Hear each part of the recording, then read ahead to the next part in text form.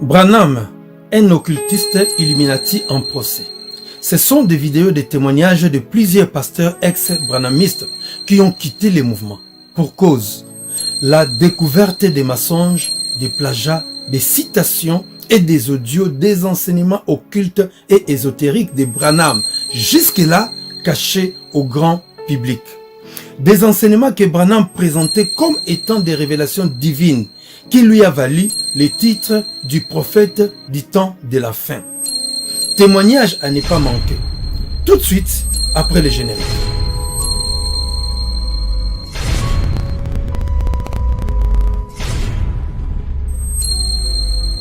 Branham est plus que Moïse. Jésus dans Branham, c'est plus que Jésus dans sa première vie. Pasteur Orman Branham, c'est un adorateur de notre Dieu. C'est qui notre Dieu là? William Branham. Ah, notre Dieu William Branham. Jésus n'est pas mon Seigneur. Oh! Jésus n'est pas mon Seigneur. Non, on ne peut pas adorer Frère Branham. Moi qui a chanté ceci. Vous savez, celui qui adore Branham, c'est un animal. Prions. William Branham, Dieu notre Sauveur et notre Maître, toi, le roi du ciel et de la terre, toi qui es Dieu valablement éternel, Mais celui qui croit que Jésus-Christ est Dieu, que Dieu le bénisse. Il faut que vous voyez, on peut dire tout de moi. Mais quant à l'amour de Branham, ça vous n'allez pas diminuer ça. Oui frère, je vais choper même quelqu'un. J'aime Branham plus que Jésus. Frère Branham pensait que les noirs étaient inférieurs aux blancs.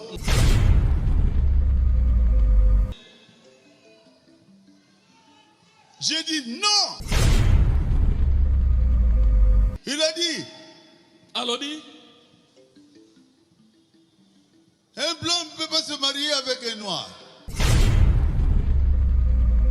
J'ai corrigé ça.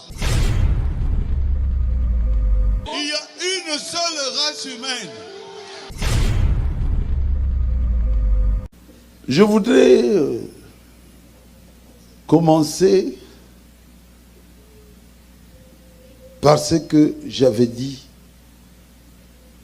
I would like to start with what I said. Que j'ai corrigé. J'ai corrigé. J'ai corrigé le frère Branham. Yeah. C'est comme ça que j'avais dit. I would like to start by what I said, that I am correcting Brother Branham. C'est faux. That's wrong. C'est faux. Complètement faux. Après Branham, Jésus. Non, trop c'est trop. Pourquoi tout ce cirque? À quoi joue-t-il? Et de qui se moque-t-il? Du Seigneur Jésus-Christ ou des enfants de Dieu dans le monde? Croyez-vous que tous ces pasteurs branhamistes qui se déchirent publiquement devant la scène internationale sont-ils des fous? Non, ils ne sont pas fous du tout. Le nœud du problème, c'est la divinisation de William Marion Branham que prônent le pasteur Lifo-Codiciel et le pasteur Orman Neville du Congo-Brazzaville. Ce problème est connu par tout branhamiste, sans exception. Aujourd'hui, le Seigneur Jésus-Christ expose ces mouvements anti-bibliques aux yeux de tout le monde, comme le confirme le livre de Daniel chapitre 2 verset 22. Il révèle ce qui est profond et caché. Il connaît ce qui est dans les ténèbres et la lumière demeure avec lui. Pour comprendre en réalité ce qui se passe, il faut aller à la source, pas au robinet. Nous devons maintenant fixer le projecteur sur la personne de Branham, sur son ministère et sur son enseignement. Branham en procès. C'est une série de plusieurs vidéos de témoignages faites par de frères et sœurs ex-branhamistes, hommes et femmes, blancs et noirs, autrefois pasteurs dans le mouvement. Ces vidéos de témoignages nous révèlent que tout ce que le pasteur Lufoko du ciel ou Orman Neville du Congo Brazzaville disent à propos de la divinisation de William Marion Branham. Cela vient des enseignements erronés, anti-bibliques, hérétiques de Branham lui-même, à travers lesquels Branham se présentait comme étant le prophète Élie de Malachie chapitre 4 qui devait venir. Tantôt, il se présentait comme étant le Saint-Esprit, le consolateur qu'avait promis le Seigneur Jésus-Christ. Hier, pas longtemps avant sa mort, il se présentait comme étant la deuxième ou la seconde venue du Seigneur Jésus-Christ. Aujourd'hui, à notre grande surprise, ces fanatiques le présentent comme étant le Dieu qui a créé les cieux et la terre. Quelle bêtise! Ce vidéo de témoignage avait fait l'effet d'une bombe à mes oreilles. Mais quand j'ai vu la tombe de William Marion Branham ornée d'une pyramide surmontée par un aigle au-dessus, et quand j'ai écouté la chanson de Lufoko du ciel, la chanson intitulée Dieu au féminin, la chanson à la gloire de la déesse. C'est Shekinah. Il y a une Shekinah. Ça, c'est Shekinah. Car Dieu au féminin, c'est déesse. Donc, selon les Français, le féminin de Dieu donne déesse. Le Saint-Esprit m'a convaincu que William Marion Branham ne servait pas le Seigneur Jésus-Christ du tout. Pas n'importe quel Jésus, mais nous parlons bien du Seigneur Jésus-Christ qui était mort sur la croix, qui avait donné sa vie pour nous racheter, pour nous sauver et nous donner la vie éternelle. Christ, l'image visible du Dieu invisible, l'empreinte de la personne de Dieu en personne, et qui est assis à la droite de Dieu le Père. William Marion Branham ne le servait pas du tout. Mais à la place, il servait l'autre, le faux Jésus, Horus, les dieux de l'Égypte antique, le fameux Shekinah, l'œil qui voit tout, que vous êtes en train de découvrir maintenant devant vous. Les dieux vénérés dans la musique profane et auprès de ceux qui aiment le pouvoir dans le monde et qui se présentent en femme et en homme en même temps, comme vous le constatez maintenant. Ça, c'est Shekinah. Il y a une Shekinah. Ça, c'est Shekinah. Donc la Shekinah fait référence à la présence divine. Et c'est un mot féminin en fait, ce n'est pas masculin de Shekinah, la moitié féminine de Dieu et de sa romance avec son partenaire divin. Donc il y a une croyance que Dieu pouvait être à la fois mâle et femelle. Dieu se manifeste lui-même ou elle-même, tout simplement sous la forme de l'inspiration de la Shekinah. Ça c'est de la Kabbale juive. Seigneur Jésus-Christ, protège-nous Seigneur. Shekinah est quelque chose qui fait partie du Talmud, quelque chose qui fait partie du judaïsme, pas de la chrétienté. C'est lui le Dieu faucon, appelé communément Dieu aigle, connu en RDC ou en Afrique centrale sous le nom du Nzambiampungu. Branham prêchait le culte de sa personnalité pour se faire passer comme étant un prophète en utilisant les enseignements occultes des Kabbales, des Talmuds de Babylone, ésotériques, des news inconnus du milieu chrétien. Il est comparé avec un musicien faux chrétien qui écoute la musique du monde et se sert de la mélodie de la musique du monde en changeant juste les noms pour mettre le nom de Jésus-Christ. Car ils savent bien que les chrétiens n'écoutent pas de la musique du monde. Et c'est la même façon que William Marion Branham agissait. Et cela a fait de lui un grand prophète au milieu de ses fanatiques, jusqu'au point de l'adorer, comme nous le constatons aujourd'hui. Quelle bassesse! Adorer même ces images, ces photos. Il a réussi aujourd'hui son coup. Il a fait de ses adeptes, ses idolâtres, qui acceptent d'abandonner le Créateur pour adorer la créature. Ces images de Branham avec son soi-disant colonne du feu et de son faux Jésus de la peinture d'Hoffmann, qui n'ont même pas un pouvoir divin, qui ne peuvent ni parler ni sauver, qui sont aujourd'hui considérés comme des objets d'idolâtrie parmi les branhamistes, doivent être piétinés.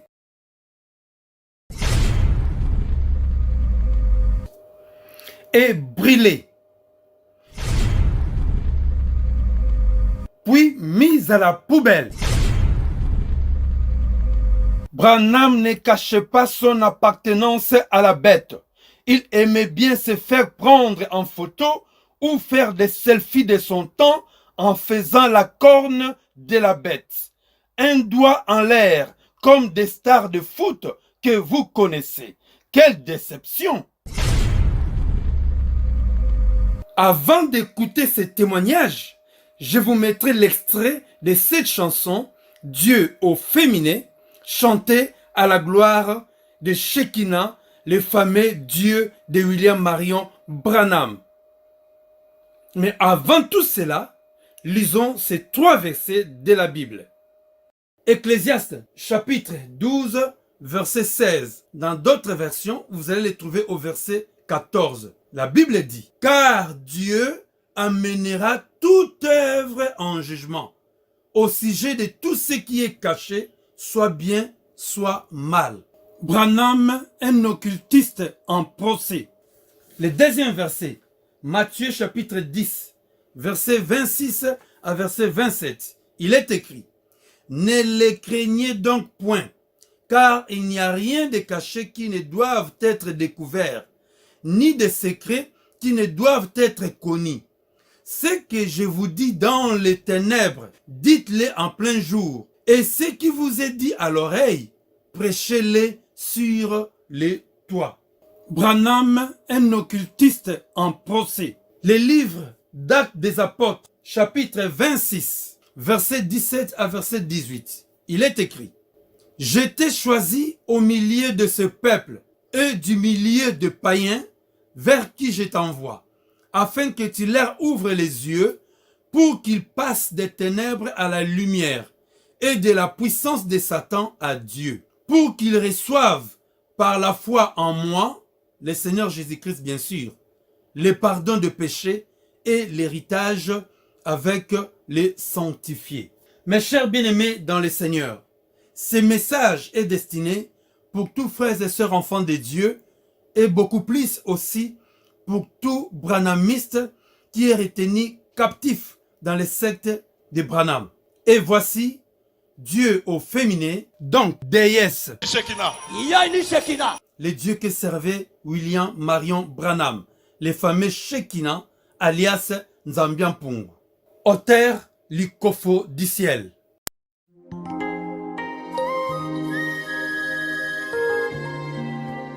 Et Dieu dit à la femme, je multiplierai ta souffrance. Et il dit au serpent, je mettrai inimitié entre ta postérité et la postérité de la femme. Il s'agit de quelle femme alors finalement? Pour me sauver, pour me guérir, Dieu a été Dieu au masculin. Mais pour ce qui est de supporter mes erreurs, oui, le voilà, Dieu au féminin. Ces chants Dieu au féminin, c'est une abomination à l'égard de notre Dieu. Car personne dans la Bible, que ce soit sous une inspiration ou n'importe quelle révélation, personne n'a jamais présenté notre Dieu comme étant une femme ou une mère. Même le Seigneur Jésus-Christ, son propre Fils, n'a jamais présenté son Père comme une femme ou une mère. Voire même les apôtres du Seigneur Jésus-Christ n'ont jamais présenté Christ comme étant une femme ou une mère. Même pas le Père de notre Seigneur Jésus-Christ comme étant une mère ou une femme. Alors, l'inspiration de ces chants est diabolique et satanique. Et cette chanson est une abomination à l'égard de notre Dieu. En outre, toutes les déclarations faites par les pasteurs branhamistes, nous les avons mis pour que vous puissiez vous rendre compte par vous-même combien cette secte et ces pasteurs sont des blasphémateurs à l'égard de notre Dieu. Branham, un occultiste Illuminati en procès, sont des citations et des enregistrements audio et visuels de Branham lui-même qui constituent des preuves qui témoignent contre lui, contre son occultisme et contre ses mensonges concernant des révélations prophétiques qu'il copiait des autres prédicateurs baptistes et pentecôtistes de son temps et avant son temps. Je vous invite à découvrir Branham, un occultiste Illuminati en procès. Branham est son nuage du 28 février 1963 qui est devenu un objet d'idolâtrie chez les branhamistes. Pour la petite histoire, le 23 décembre 1962, Branham informe son auditoire qu'il avait eu une vision. 5 anges étaient venus les visiter sous forme de pyramides. Une semaine après, donc le 30 décembre 1962, Branham revient sur la même histoire et cette fois-ci, il modifie le nombre des anges. Ils étaient plus 5, ils étaient 7. Pour quelle raison? 2 mois après son histoire des anges, précisément le 28 février 1963, un nuage apparaît sur le ciel d'Arizona. Comme les gens de la ville ignoraient l'origine de ces nuages, Branham en saisit l'occasion pour informer son auditoire que c'était l'accomplissement de sa vision qu'il avait eue des 7 anges qui étaient venus le visiter. Alors, je vous invite à découvrir l'histoire des nuages de Branham, qui est devenu l'objet d'idolâtrie parmi les branhamistes aujourd'hui, son origine, selon les archives, preuves à l'appui, et la raison de la modification du nombre des anges qui sont passés de 5 à 7. Alors, je laisse la place aux 3 pasteurs ex-branhamistes qui vont nous expliquer ces faits. Bon visionnage, merci. Bonjour, bien-aimés dans le Seigneur.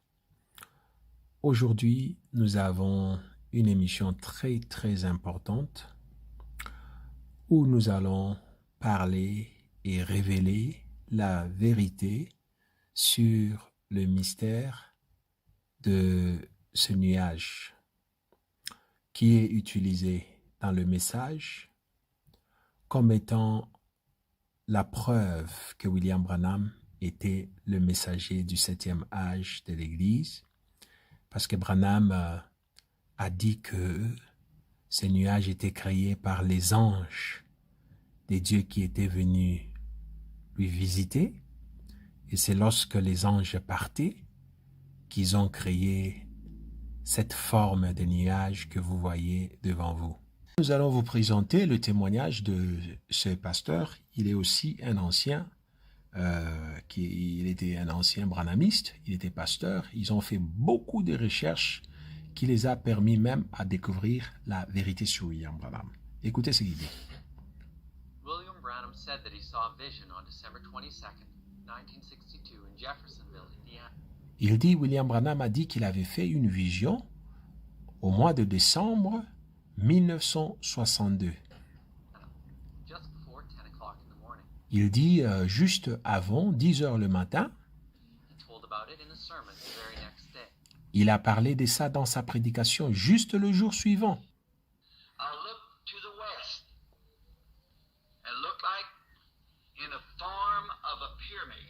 Et là, c'est en anglais. Moi, je vais aller chercher vite le message en français pour vous montrer.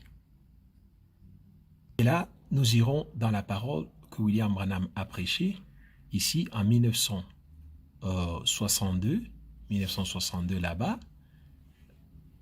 le 12, c'est-à-dire décembre 23, le 23 décembre 1962, Le message est intitulé « L'opprobre à cause de la parole ». Et nous sommes dans le paragraphe 35, c'est-à-dire ici, paragraphe 35, William Branham qui raconte l'histoire des anges. Il a eu une vision des anges et ici, Branham est très clair. Il signifie la vision qui était claire et le nombre des anges qu'il avait vus. Il dit ceci, « Cette déflagration est la vitesse à laquelle ces anges sont arrivés. » Vous voyez, il parle des anges. Sont arrivés. Comme ça, il dit 5 anges. Regardez ce que j'ai encerclé, le nombre des anges. Il dit 5 anges sont arrivés en même temps qui formaient une constellation comme un peu comme cette pyramide que j'ai dessinée. C'est-à-dire, il avait même un dessin comme cette pyramide que j'ai dessinée ici. C'est-à-dire, il a dessiné une image de forme de pyramide. Il dit 5 anges sont descendus vers lui en forme de pyramide. 5 anges. Ça avait l'air d'être d'abord, on dirait, et là il commence à expliquer, c'était vu de loin, cela semblait, on dirait, la couleur de colombe, et il venait dans cette direction. Voilà, maintenant là, il va continuer, il va clarifier. Il dit, vous voyez, il dit 1, 2, le nombre des anges, il est en train de compter, 3, 4, et puis il dit juste au sommet, vous voyez là, au sommet, c'est qui faisait 5. Voilà. C'est-à-dire, dans cette vision, ici, William Branham, le 12, le 23 décembre 1962, William Branham parle de sa vision, et dans sa vision, William Branham clarifie complètement. Il dit, il avait même dessiné, il avait fait même un dessin en forme de pyramide. C'est ça que William Branham nous dit. Il dit, il y avait 1, 2, 3, 4, c'est Branham qui dit. Il dit en forme de pyramide, il dit, et il y avait un autre ange au sommet. Ce qui faisait 5 anges, selon William Branham.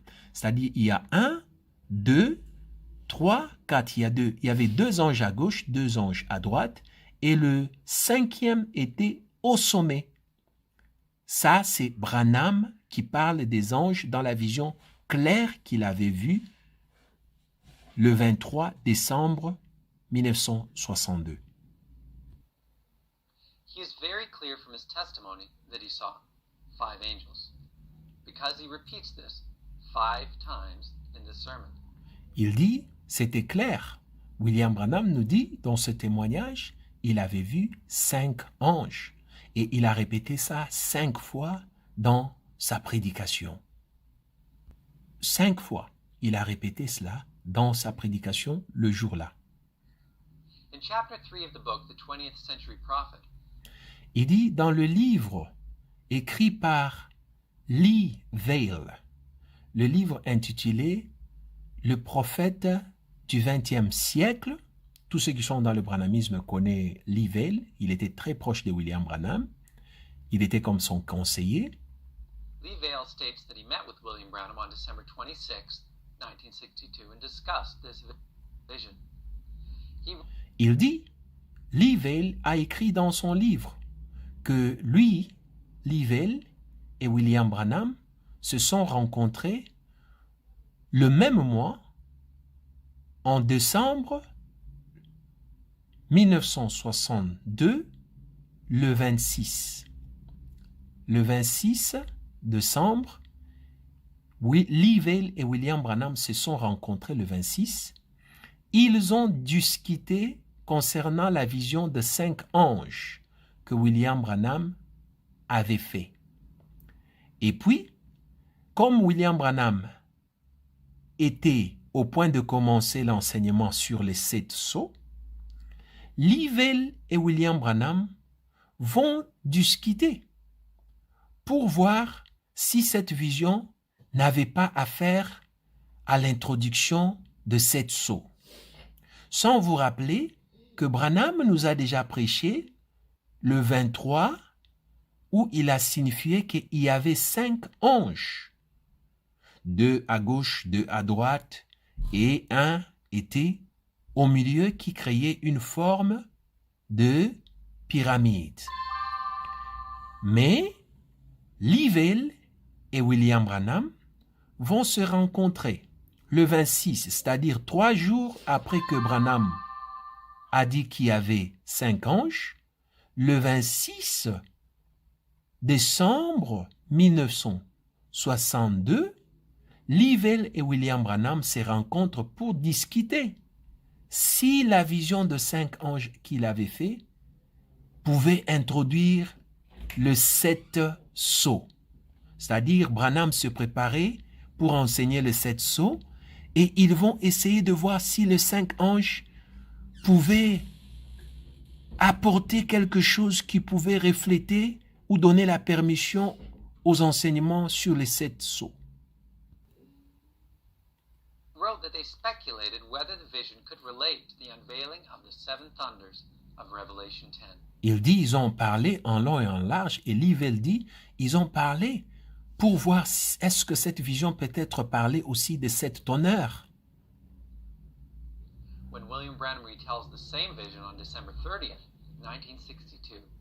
Il dit, quand William Branham va prêcher et utiliser la même vision dont il avait raconté le 23 décembre, il va prêcher encore le 30 décembre pour utiliser la même vision qu'il avait racontée le 23 décembre, c'est-à-dire il y a juste 7 jours de différence, et pendant les 7 jours, ils se sont parlé avec Livell le 26 décembre.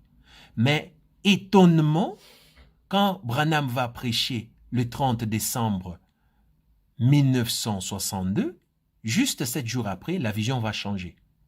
Parce que Branham devait maintenant corriger la vision, changer les pensées des gens pour leur faire croire maintenant que non, la vision, c'était le message de Dieu pour les 7 tonnerres. Alors, suivons ce que notre frère nous dit. 7 days after his first retelling. Il dit juste 7 jours après que Branham nous avait dit c'était 5 anges.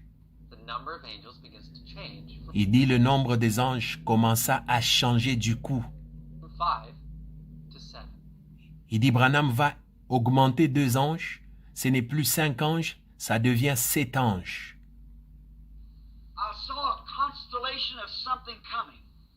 Branham dit j'ai vu la constellation de quelque chose qui venait.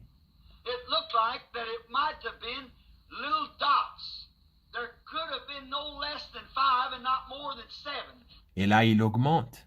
Il change la vision qu'il avait racontée le 23. Ici, il dit, j'ai vu la forme des anges qui descendaient en forme de pyramide. Il n'y avait pas moins de 5, mais c'était 7 anges. Et là, nous allons encore, dans le message de William Branham, prêcher le 30 décembre 1962. Et le message est intitulé « Monsieur, est-ce le signe de la fin ?» Et là, nous sommes dans le paragraphe 141. Qu'est-ce que William Branham nous raconte? Nous sommes dans ce paragraphe. Branham dit, il raconte encore la même vision. Cette fois-ci, il va augmenter le nombre. Mais cela secoua la terre. Et à ce moment-là, j'étais toujours en train de regarder vers l'ouest, très loin de l'éternité. Il dit, je vis une constellation de quelque chose qui venait. C'était semblable à des petits points. Il pouvait y en avoir pas moins, il change, la vision change là. Il dit pas moins de 5. Le 23 décembre, il était clair que c'était 5 anges, 2 à côté, 2 à gauche, 2 à droite et 1 au milieu qui formait une pyramide. Le jour-là, le 30 décembre, il dit, il n'y en avait pas moins de 5. Et pas davantage que 7. Voilà. Là, il introduit 2 autres anges pour faire 7 anges. Et il dit, ils étaient en forme de pyramide. C'est-à-dire ici, Branham va doubler le nombre de anges après avoir parlé avec Lee Vail le 26 décembre. Ils vont discuter sur l'enseignement que Branham voulait enseigner concernant les 7 tonnerres. Ils vont se décider d'échanger la vision des 5 anges pour dire c'était 7 anges. Et là, Branham va répéter 7 anges pendant sa prédication. Ce n'est plus 5 anges. Et là, nous voyons A pyramid. In this sermon, Brother Branham also tells of another important set of meetings coming up. Il dit dans le même message, une fois qu'il a augmenté le nombre des anges de 5 à 7, dans le même message, avant que le service termine, écoute ce que Branham dit. Il signale déjà, il dit, je veux introduire notre enseignement de la fois prochaine. Nous allons parler sur les 7 sceaux. Alors, vous comprenez, sa manipulation, c'était de manipuler le chiffre 5 ensemble avec le conseil de Lee Vail, 5 anges, pour le faire enfanter 2 autres anges pour qu'ils arrivent à 7 anges. 7 anges, pourquoi? Parce que Branham se préparait à commencer un enseignement sur les 7 sceaux. Alors, il devait mentir, changer la première vision qu'il a eue le 23 décembre, la vision des 5 anges, et faire 5 anges devenir 7 anges lorsqu'il va prêcher une semaine après, le 30 décembre. C'est-à-dire, c'était le mensonge, clair et simple. Et dans cette prédication, il a parlé de 7 anges plusieurs fois. C'était ça son objectif. So on December 23rd, he is very clear that there were 5 angels in the vision. Il dit, décembre, le 23, lorsqu'il avait prêché, il était très clair pour dire qu'il avait vu 5 anges dans sa vision. But on December 30th, he seems unsure as to whether there were 5 angels. Il dit, arrivé le 30 décembre, tout a changé. Ce n'est plus 5, c'est devenu 7. Et à un moment, il paraît même confus. Or 7 angels. What caused the change? Il dit, qu'est-ce qui a amené le changement? Numbers were very important to Brother Branham. Il dit, le nombre, le chiffre, était très important pour William Branham. In his sermon on December 23rd, he mentions the number 5 10 times. Il dit, lorsqu'il a prêché le 30 décembre, il va mentionner le nombre 5 10 fois seulement. And the number 7 only 5 times. Le nombre, le chiffre 7. Then, in his sermon on December 30th, he mentions the number 5 7 times. Le chiffre 5, je me suis trompé, le chiffre 5, le 30 décembre, il a mentionné ça pendant 5 fois. And the number 7 over 60 times. Et le chiffre 7, plus de 60 fois, parce que c'est ça qu'il voulait maintenant s'aimer dans la tête des gens le 30 décembre. Bonjour très chers internautes, et c'est avec un grand plaisir que je me tiens encore une fois de plus devant vous pour aborder un nouveau numéro sur notre chaîne, conformément au rendez-vous que nous nous sommes fixés, de parler du message de William Branham sans détour et sans porter des gants, parler exactement et dire exactement des choses qui mériteraient d'être dites, mais qui sont souvent voilées par ceux qui ont beaucoup à gagner dans ce système pour vouloir garder des gens juste enfermés dans l'ignorance et loin de la vérité sur les faits et sur tout ce qui s'est réellement passé dans le ministère de cet homme et dans ses enseignements. Alors, nous allons pour ce nouveau numéro aborder une question aussi importante que soit-elle au sujet du nuage photographié le 28 février 1963 Et effectivement, pour ceux qui ne connaissent pas encore le message de William Branham sur cette question, quand vous rentrez dans un tabernacle, ou pour ceux qui y sont déjà, vous trouvez il y a une photographie, la photographie d'un nuage qui est fixé devant, et puis pour d'autres tabernacles, il y a même un visage qui est incrusté à l'intérieur. Et cette photographie est nommée pour certains la nuée de gloire, pour d'autres la seconde venue du Seigneur, pour d'autres, chacun a une certaine connotation qu'il donne à ces nuages. Alors nous venons ici ensemble avec vous examiner cette question sur cette photographie du 28 février 1963 et pour savoir si réellement tous les bruits ou les informations qui circulent, qui accompagnent cette photographie sont des informations fondées, sont des informations viables. Alors c'est clair. L'origine, alors, nous pouvons constater, comme je l'ai dit, que William Branham attendait rencontrer soit 5 ou 7 anges qui le raviraient dans une constellation pyramidale. Et lorsque il a posé la question, dans tous les 2 rapports qu'il donne, lorsqu'il pose la question, il dit « Seigneur, que veux-tu que je fasse ?» Il dit « Rien ne lui a été dit. » Donc, dans la vision, on ne lui a donné aucune information dans cette vision, que ce soit la vision des 5 anges, tout comme quand il transforme les 5 en 7 en ajoutant 2 anges encore supplémentaires dans sa vision, dans son rapport de faits. Il pose aussi la même question et la réponse ne lui est pas donnée sur ce qu'il devrait faire après avoir vu cette constellation. Alors, l'origine, quelle est la véritable, l'origine réelle de ce nuage? D'où venait réellement ce nuage? Et nous allons vous donner l'information que vous allez prendre le temps de vérifier. Parce que nous sommes dans un temps où l'information peut se vérifier à la source. Notons que l'armée de l'air avait déclaré qu'une combinaison améliorée, l'armée de l'air américaine, avait déclaré qu'une combinaison améliorée de propulseurs liquides et solides propulseurs Thor, donc les missiles Thor, lancés avec... un satellite non identifié à la base aérienne de Van Bergen a été délibérément détruite lorsqu'elle avait dévié de sa trajectoire en date du 28 février 1963. Alors, le Thor amélioré avait augmenté sa poussée de 77 à 150 tonnes, soit presque le double de sa puissance précédente et presque le même que celui du début de l'Atlas. Ça, c'est une information que nous avons recueillie là-dessus.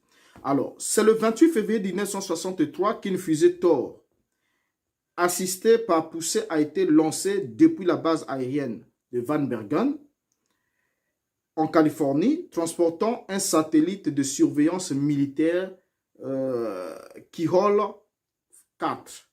Alors, la fusée a commencé à dévier de sa trajectoire, et quand cette fusée a commencé à dévier de sa trajectoire, qu'est-ce qui a été résolu? Il fallait qu'elle subisse une destruction intentionnelle.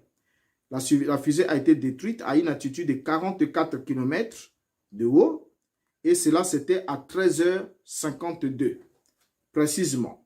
Alors, le nuage est alors apparu au coucher du soleil du 28 février 1963 et est resté éclairé par le soleil pendant 28 minutes après le coucher du soleil. Donc le soleil s'était déjà couché à l'horizon, mais le nuage apparaissant à l'extrémité de l'autre côté à Flagstaff, là nous sommes déjà vers le soir parce qu'il y a eu déplacement du nuage suivant le sens du vent, de là où il y a eu l'explosion, de là où la fusée a été détruite par l'armée américaine, il y a eu formation de ce nuage qui résulte de l'ergol qui est le combustible nécessaire pour la propulsion de ces fusées.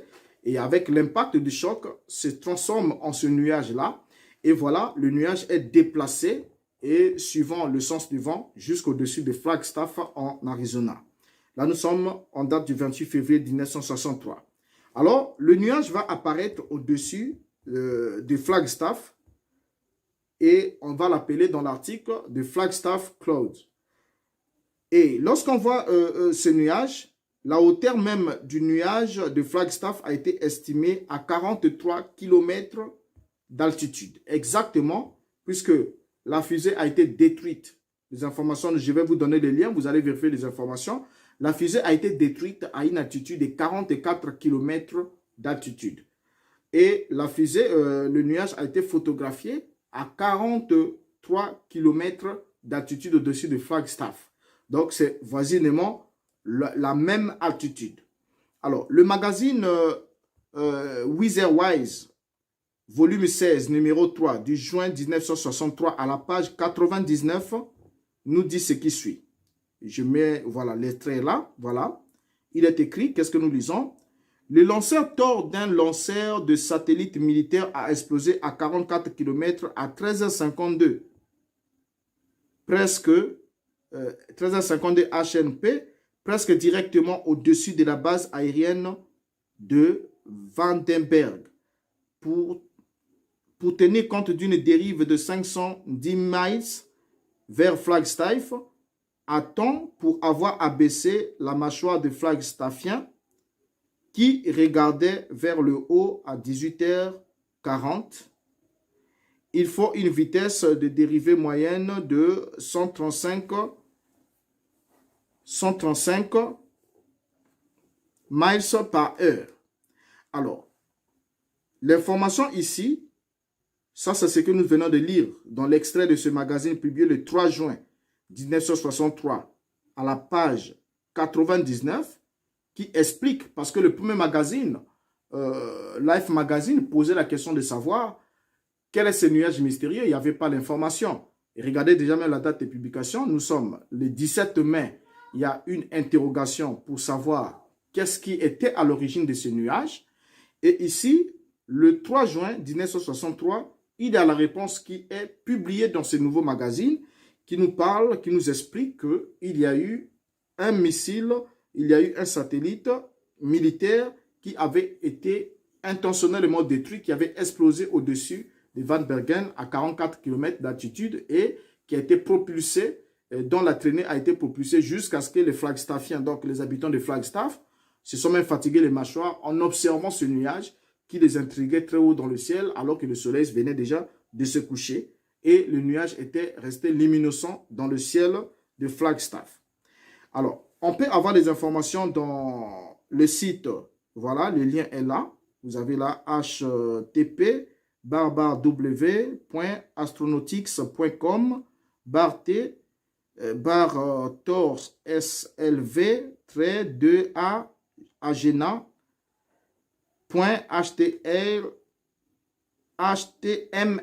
Voilà, le lien est là affiché. Et vous entrez dans ce lien, vous allez avoir les informations à la source concernant ce nuage, qu'est-ce qui s'est réellement passé. Et je vous mets ici l'extrait de l'information. Il nous a dit 1963, 28 février 1963, 21h48 minutes en temps universel. Lancement, site de lancement Van Bergen.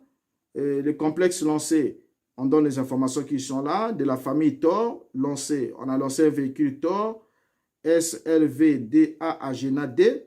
Et puis, on nous dit faillure. Donc, il y a eu échec au stade U. Alors, les informations sont là. Vous entrez dans ce site que je vous ai donné. Vous recevez ces informations. Les informations ne sont pas classées secret défense. On peut les avoir sur l'échec de ces lancements ou la destruction intentionnelle de ces lancements, de cette fusée qui a été détruite en date du 28 février 1963. Alors donc, la roquette a été lancée, comme on nous stipule ici dans le document, à 21h48 GMT. Vous voyez? Alors, la roquette a été lancée à 21h48 minutes en temps universel. Or, le fuseau horaire de Flagstaff est de -7. -7 et le temps universel, donc -7 du temps universel, ce qui donne 21h48 -7, vous avez 14h48. Donc voilà précisément à quelle heure il y a eu destruction selon les informations qui sont données ici dans ce document. Alors donc la roquette a été lancée exactement à 14h48 heure d'Arizona depuis la base aérienne de Van Bergen en Californie dans la comté de Santa Barbara. Et le voyage, remarquez déjà, là on vient de donner l'information concernant l'origine de ce nuage. Donc ce nuage était un nuage naturel formé à la suite de l'explosion d'un nuage, et de l'explosion plutôt d'une fusée, missile intentionnellement qui transportait un satellite, et puis comme il avait dévié de sa trajectoire, et ne pouvait plus être contrôlé, l'armée avait décidé la destruction intentionnelle de cet engin spatial. Et c'est chose qui fut faite. Alors, continuons ensemble avec vous, puisque nous sommes en train d'introduire pour poser les bases. Nous avons déjà compris que William Branham attendait dans une vision 5 ou 7 anges.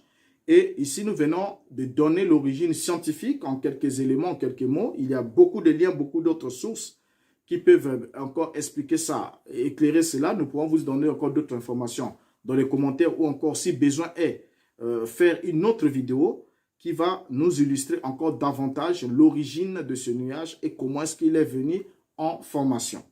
Alors, prenons un autre élément que nous allons compléter ici, c'est le voyage de chasse de William Branham, puisqu'il nous a dit, dans les 2 commentaires que nous avons lus, dans le livre des Sceaux, comme le commentaire dans le film documentaire, il nous a dit dans le film documentaire que William Branham était au cours d'une partie de chasse, et pendant qu'il chassait avec ses amis, voilà, 7 anges sont venus vers lui, et ensuite, quand les anges lui ont donné le message pour aller ouvrir les sceaux, les anges, en remontant, ont formé une constellation lumineuse, et cette constellation a été photographiée le 28 février 1963, alors que les anges repartaient au ciel après avoir parlé à William Branham.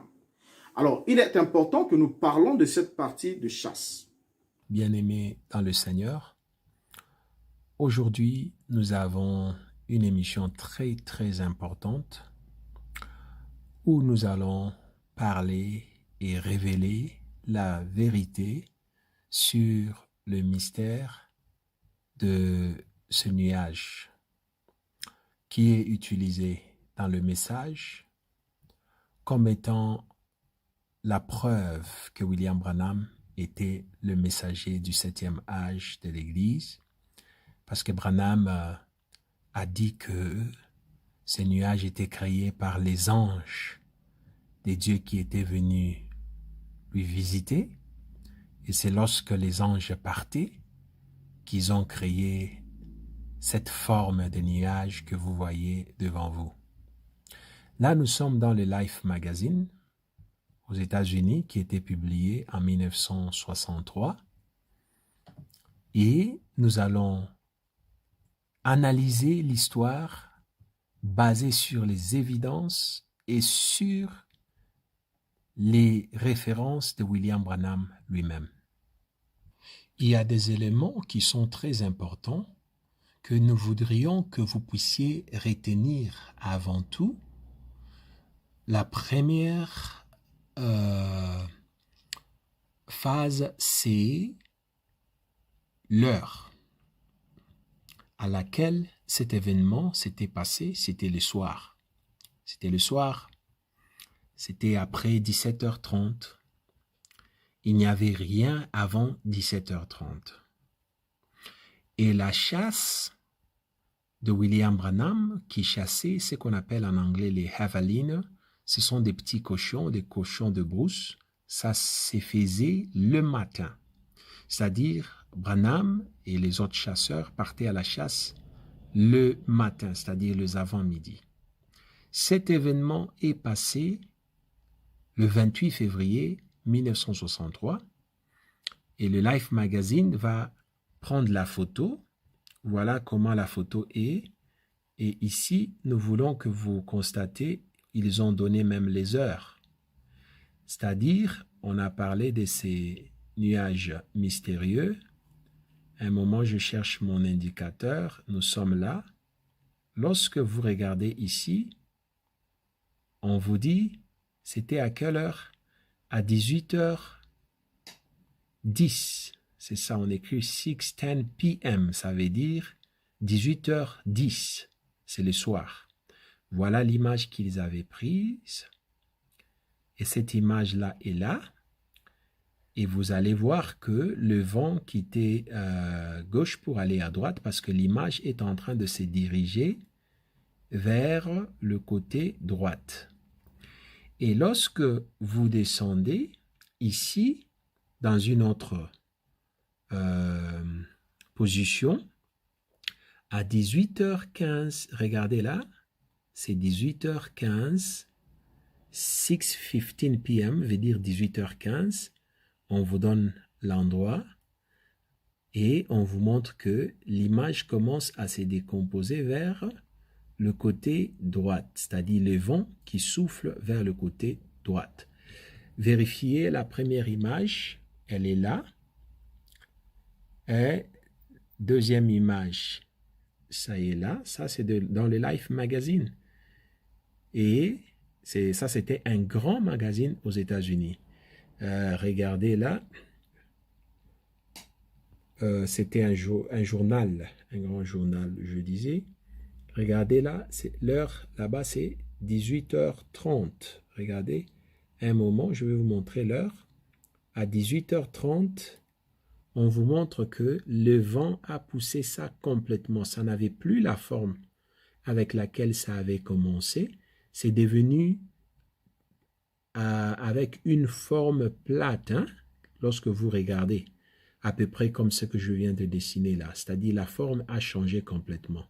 Par contre, lorsque ça avait commencé, ça avait une forme un peu comme ovale.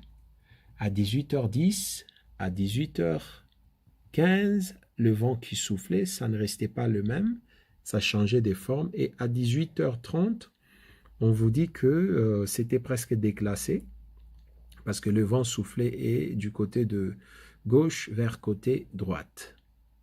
Et là, nous allons continuer, basé sur les informations que les archives des médias nous donnent, les informations de journaux et les informations de William Branham lui-même. Alors, comparons ce que William Branham va nous dire à propos de cette image. En 1963, au mois de mars le 24, William Branham, c'est-à-dire à peu près un mois, juste après cette image qui était apparue, William Branham qui est en train de prêcher. Allons-y dans le... nous voulons aller dans le paragraphe 269. Dans le paragraphe 266, William Branham commence à raconter l'histoire de ces 7 anges qui étaient descendus ces jours-là. Il dit, vous vous rappelez la constellation de la vision des anges. Il parle, il dit, je suis parti pour Arizona, l'assemblée dit Amen, et vous vous souvenez, il continue à expliquer, il va expliquer qu'il n'était pas seul, il était avec le frère Softman et Brother Norman. Il va dire, quand vous descendez ici, il dit, dans le paragraphe, ça vous pouvez lire lentement à la maison, mais ici, dans le paragraphe 269, il dit, il y avait 3 témoins assis ici. Il y a une semaine, un peu plus d'une semaine, j'étais dans les montagnes presque au Mexique. Voilà. Regardez la location où William Branham dit il était. C'était à la frontière de Mexique, c'est-à-dire Arizona et Mexique. Il y a les montagnes là. C'est là où William Branham dit il était allé avec 2 frères. Il dit les 2 frères sont ici. Et là, il commence à raconter qu'est-ce qui s'est passé sur cette montagne où il était allé faire la chasse des javelinas et la location. Je veux que vous vous rappelez, ce qui est très important, c'est l'endroit où William Branham dit il était à la frontière de Mexique. Ça, c'est très important. Ici, c'est là où vous allez découvrir la vérité et le mensonge. William Branham dit il était très loin, presque au Mexique. Hein? Il était avec 2 frères et c'est là où cet événement s'est passé. Là, il va commencer à expliquer comment les anges sont descendus, toutes les histoires que vous connaissez. Alors, je ne vais pas aller très loin en lisant ici parce qu'il y a beaucoup expliqué. Je voulais seulement que vous vous rappelez d'abord ici de l'endroit où William Branham dit il était à la frontière de Mexique. Ça, c'est 1. Et à part le fait qu'il était à la frontière de Mexique, William Branham dit il y a eu un grand bruit, une telle déflagration. Et puis il dit à cause de cet bruit, il croyait que la montagne allait s'écrouler.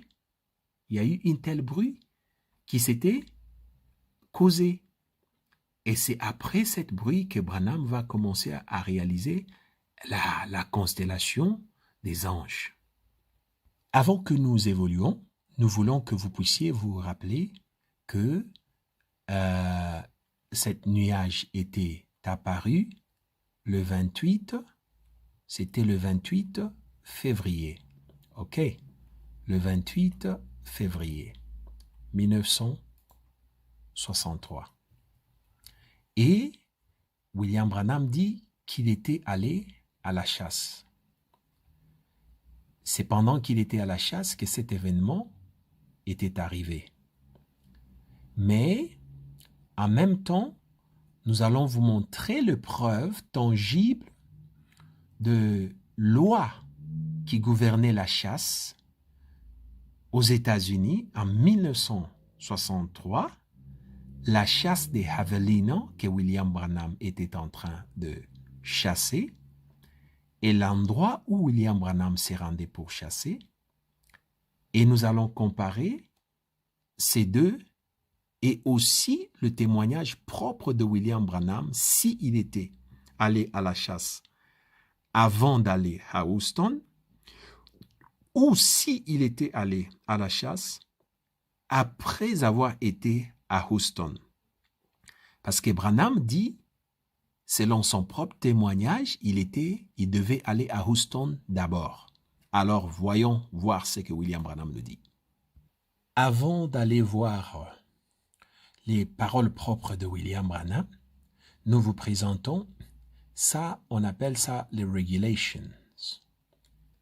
On a écrit ici Javeliner Hunt Regulation, c'est-à-dire les lois pour chasser les javeliners que William Branham était en train de chasser. C'était un chasseur, mais c'est ça qu'il partait chercher ou tuer. C'est une forme de petit cochon. C'est où? À Arizona. Et voilà, on nous dit ici, dans la loi américaine, pour la chasse, et spécialement la chasse des javelinos, vous n'avez pas le droit de chasser avant le 1er mars. Voilà, vous voyez là? La chasse s'ouvre le 1er mars jusqu'au 10 mars. Nous sommes en quelle année? En 1963. On vous décrit tout celui qui veut aller à la chasse, s'il a la licence militaire ou la licence civile, on dit personne ne permis d'aller à la chasse avant la saison des chasses. Vous serez arrêté et vous serez mis en prison. C'est surveillé jusqu'aujourd'hui. On vous donne des saisons de chasse et vous n'avez pas le droit de chasser même 2 heures avant qu'ils ouvrent. On vous arrête. Et William Branham était un chasseur depuis longtemps. Il connaît toutes les lois concernant la chasse. Il avait le permis de chasse. Il ne pouvait jamais aller chasser avant le 1er mars parce que et lui et les gens qui étaient avec lui, on allait les arrêter. Voilà. Là d'abord, c'est la loi des chasses. La chasse s'ouvre le 1er mars jusqu'au 10 mars. C'était pour 10 jours seulement. Et on ferme. Nous continuons. Et ici, nous voulons voir le témoignage propre de William Branham pour qu'il nous informe si il était allé à la chasse après avoir été à Houston ou si il était allé à la chasse avant d'aller à Houston. Alors, dans sa prédication prêchée en 1963, le 6, c'est-à-dire en juin, le 23 juin, c'est tenir à la brèche. Dans le paragraphe 81, nous sommes là.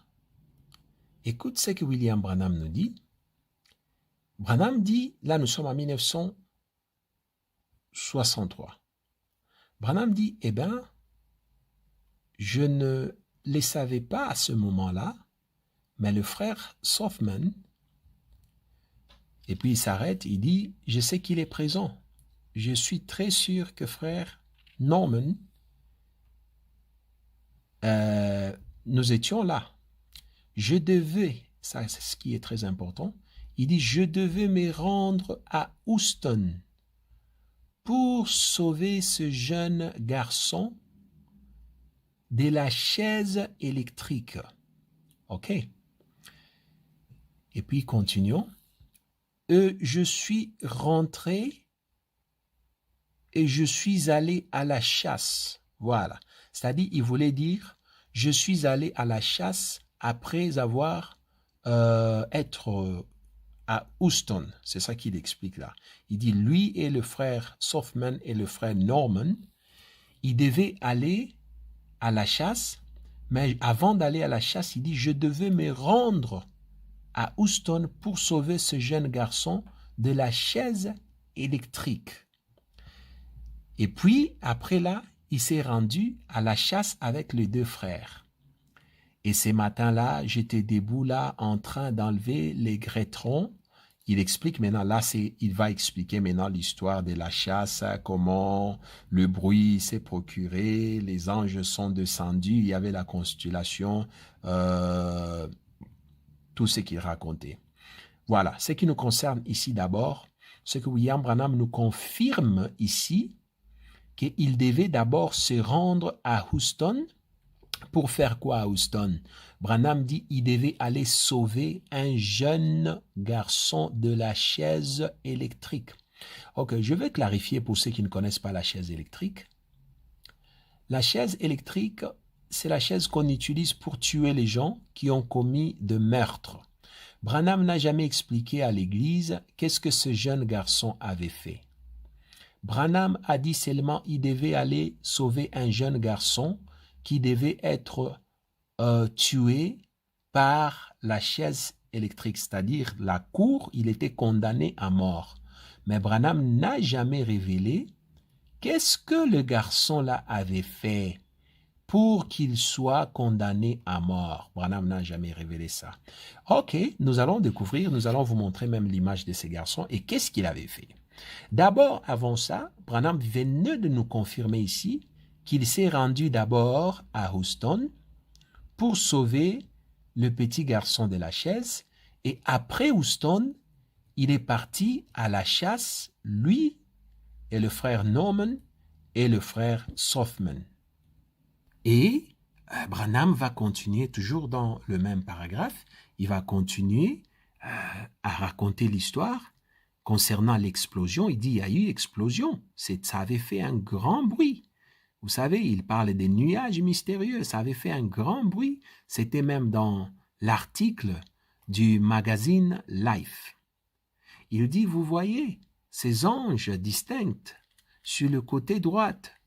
Il dit, et voici, il dit, là où la photo, il parle de la photo, a été prise, il dit ceci, il dit quoi?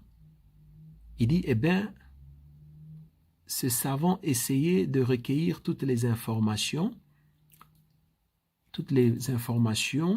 Un moment, je m'excuse pour mon image qui bouge un peu, toutes les informations possibles au sujet de la photo et des gens qui ont la photo. Mais ici, Branham nous confirme que lorsque cet événement s'était passé, il dit, je me tenais juste en dessous de cela. C'est-à-dire en dessous de quoi? De la nuée. Vous comprenez? Branham dit, lorsque la nuée s'est formée, cette constellation des anges, Branham dit, je me tenais juste en dessous de cela. C'est ça qu'il confirme.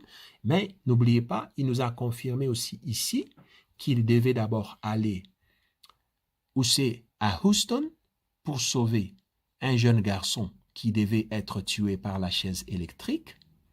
Et puis, après Houston, Branham est parti à la chasse.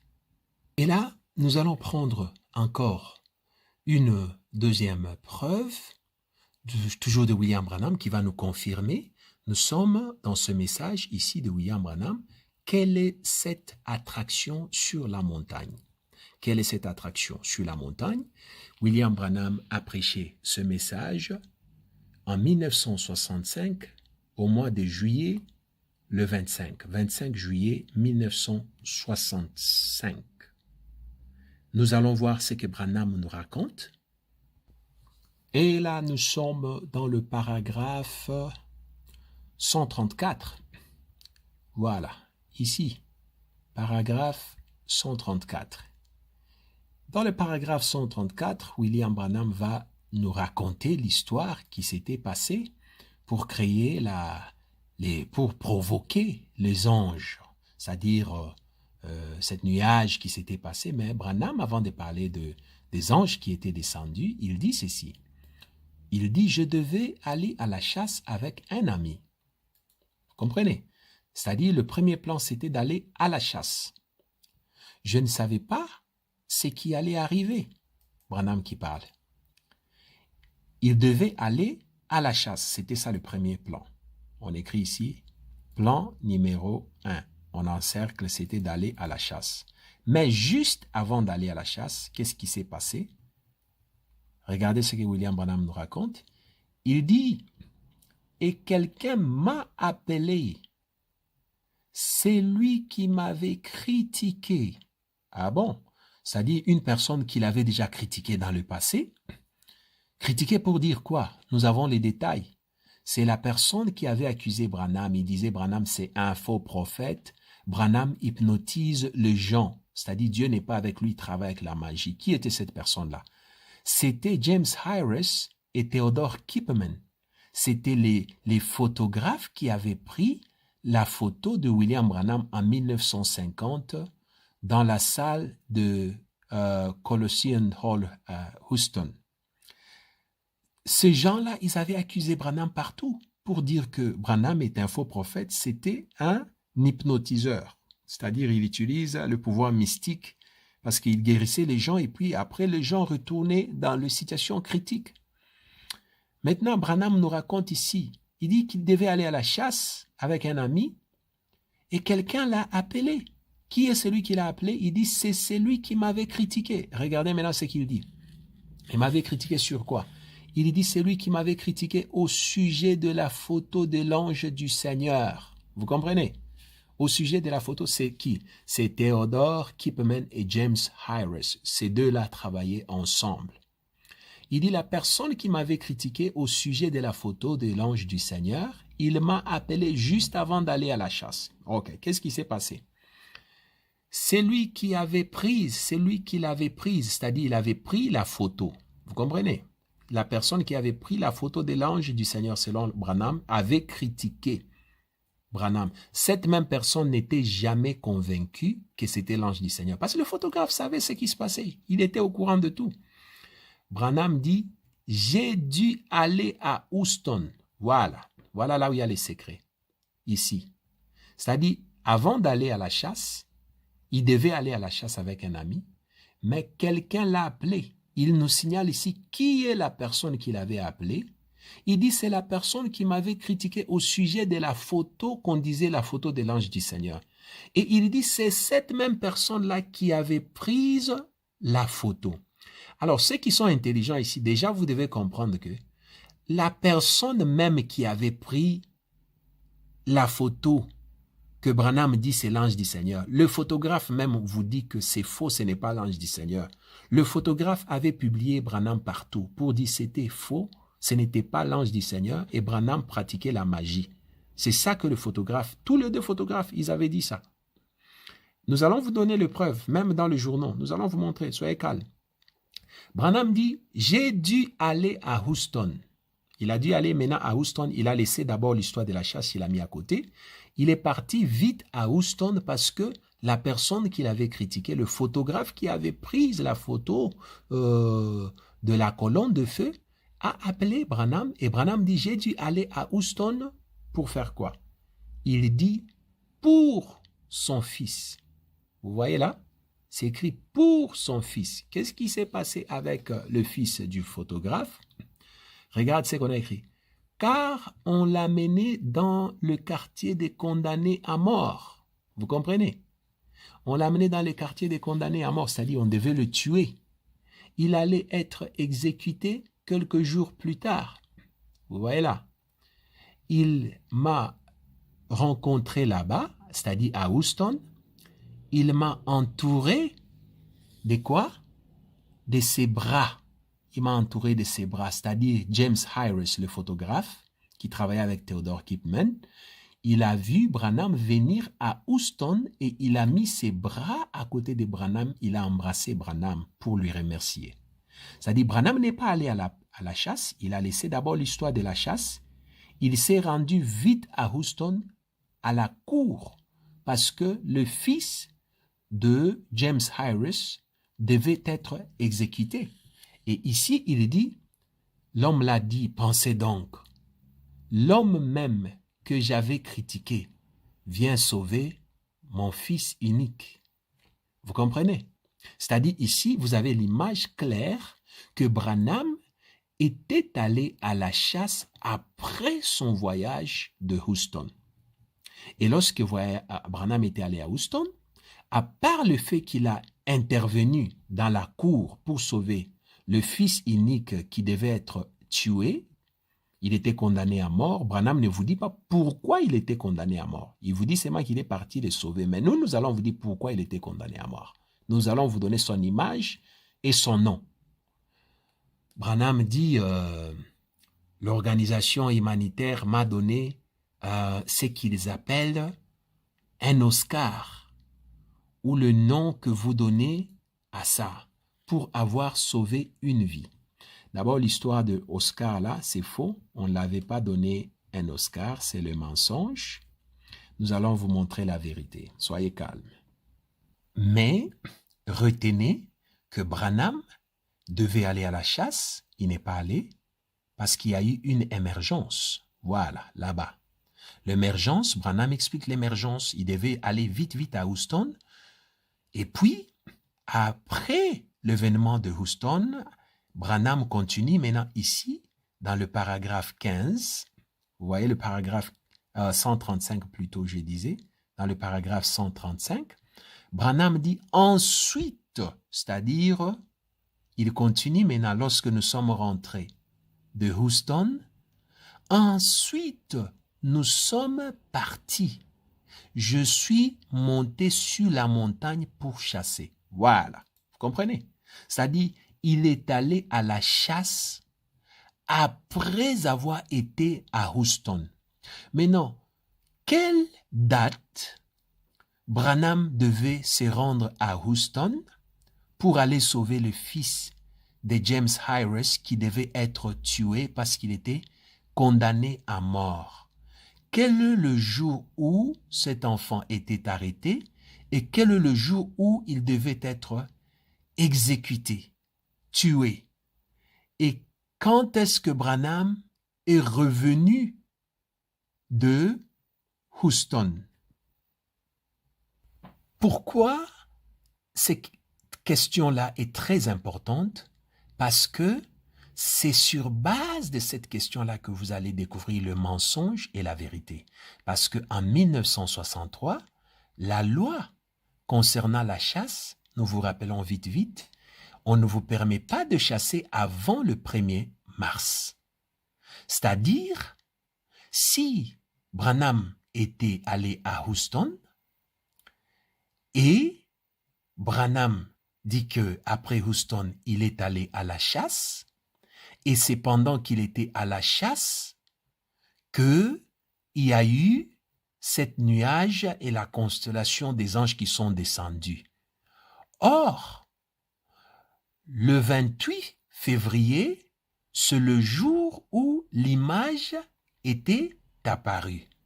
Le 28 février.